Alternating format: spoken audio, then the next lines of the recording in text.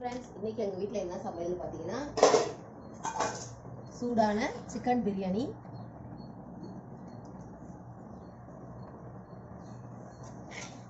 ரொம்ப சூப்பரான நைஸான சிக்கன் பிரியாணி சுட சுட சாதம்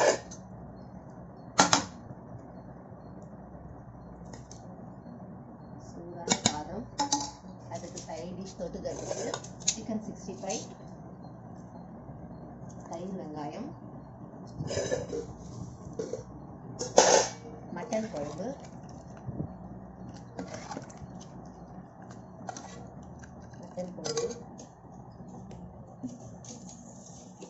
சூடான ரசம் தக்காளி ரசம்